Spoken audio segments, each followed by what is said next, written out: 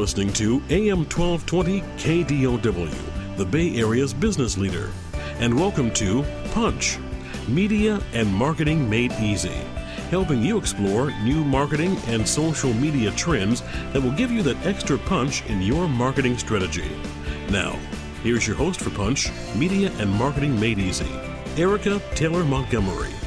Good morning and welcome to Punch, Media and Marketing Made Easy. I'm your host, Erica Taylor Montgomery, and Punch, Media and Marketing Made Easy is a show that covers everything you need to know to punch through your competition and deliver that total knockout when it comes to public relations, marketing, social media, branding, advertising, and so much more. I'm the founder and CEO of Three Girls Media and Marketing, which is a public relations and social media marketing agency that specializes in working with small and mid-sized companies with very cost-effective solutions. You can find my agency online at threegirlsmedia.com. That's threegirlsmedia.com. And we are live this morning. We're going to be able to take your calls throughout the hour. Thank you so much for joining me today. And we've got another great lineup for you. In round one of Punch, we're going to be talking to a digital marketing expert about mobile marketing trends. What trends should you be aware of? And if you're getting ready to get started with mobile marketing,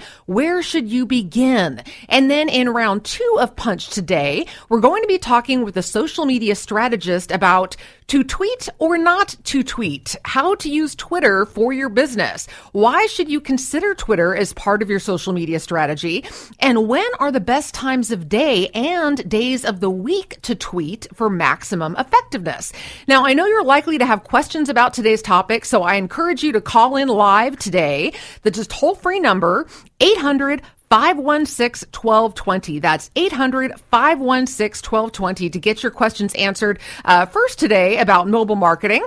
So let's jump right into round one of today's show, mobile marketing trends. Our guest is making his second appearance on Punch.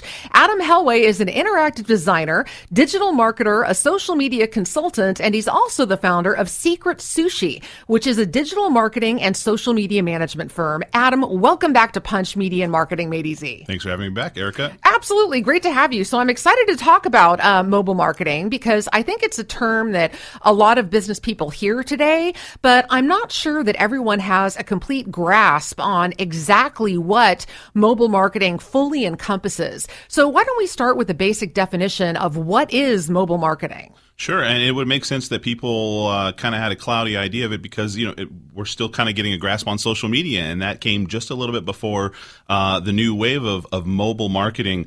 Mobile marketing is using connected devices, and right now most people are associating it with, say, smartphones, but even tablets nowadays, you can get data plans, and in the future I wouldn't be surprised to see just how many other connected devices there were out there that we were running around with or had with us throughout our day. But using those devices, again, right now, your smartphone predominantly, to market to customers. And so that could be location-based, it could be taking advantage of SMS, it could be taking advantage of applications and things that are directly on the phone, like the sensors and so on. And, you've got the little cool things like gyroscopes and GPS and those sort of things. So taking advantage of those things that normally you wouldn't be able to take advantage of with, say, a PC or a desktop when it comes to, in general, digital marketing. Awesome. So if there's a company out there who wants to get involved with digital marketing or mobile marketing, because that's obviously where things are going in today's marketplace when it comes to promoting your business, where should a company begin with all of the options that are out there?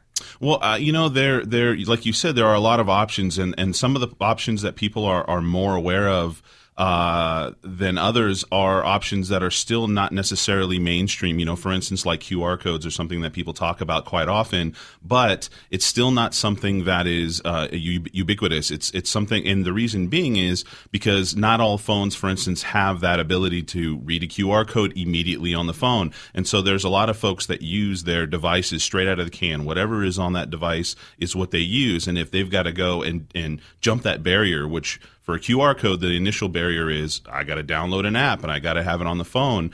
It sometimes takes a little while for something like that to be adopted. So QR codes are something people talk about a lot, but they are not necessarily as popular per se as interacting with folks elsewhere. Like, for instance, everybody goes and visits websites, and an increasing amount of people are visiting sites via their mobile devices to find content online.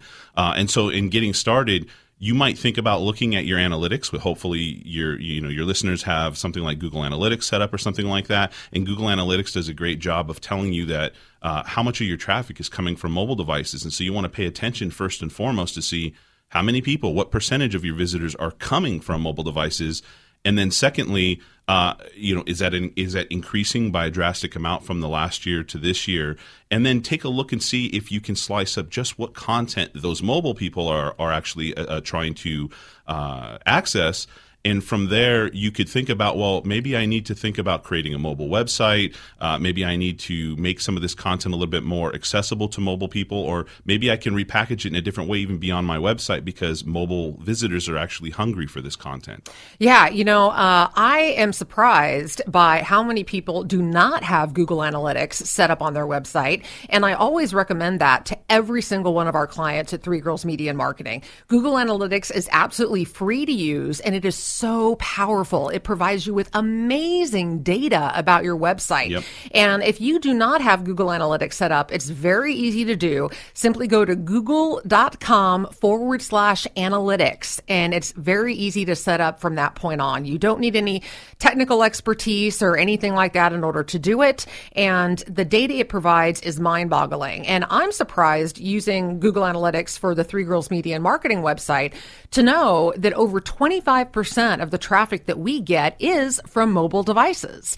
That's a lot of traffic for mobile, and that's certainly an increase from years past. So one of the things that I'm doing right now is I'm having our website converted into a mobile site. So it's very friendly for mobile devices and tablets, and it doesn't get all squished on the screen, and is easy for people to navigate and that sort of thing. And I think that's so important if you have a lot of your traffic coming to your website from mobile devices. Well, and in general, different research firms have talked about this and so on, but, and this has been said for probably the last year and a half, is that in 2015, depending on how technically you want to say it, that mobile internet access is going to eclipse PC internet access, meaning that the amount of people accessing the internet for some sort of information, for social networking, whatever the case may be, is going to eclipse it on mobile devices. It's going to eclipse PC internet usage, which is really important, which means that that number that you talked about, around 25%,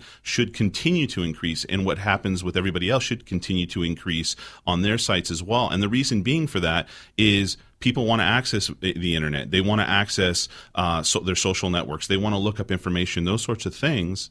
But things like mobile devices and smartphones are much more actually accessible and affordable to folks who don't have maybe $1,000 or $1,500 to go out and get a computer or a laptop right now. So that's becoming their device to the internet. Sure, and that makes perfect sense. So one of the things that you mentioned was QR codes. So we've got to take a break in just a couple minutes, but I do want to define what a QR code is. I think a lot of people maybe have seen them but don't recognize it as a QR code. So can you give a definition of what a QR code is? Sure. QR code just stands for quick response. It's essentially like a barcode, just like you would see on a package or something like that. But it just looks a little fancier, and it's used to kind of bring up information or trigger information on your mobile device. Yeah. So it's basically a square, and it's black and white, and it has a bunch of black sort of little jumbled code squares inside the larger square, and it acts, like you said, like a barcode that takes people to another website or someplace online where you can get more information. Yeah, it's just like having, using a barcode reader on your phone to trigger something to happen. So, you've got it to bring up a website, or in the future they may have it so that it triggers something in your phone to turn on your camera or put up some special offer or something like that. But currently, right now, for the most part, it just brings people to a browser or starts up an application that might support QR codes. When we come back from the break, I want to continue our conversation about QR codes and delve a little bit deeper into those. Our guest is Adam Helway with Secret Sushi, and we are talking mobile marketing. You're listening to Punch, Media and Marketing Made Easy. I'm your host, Erica Taylor Montgomery, and this is AM 1220 KDOW, the Wall Street Business Network.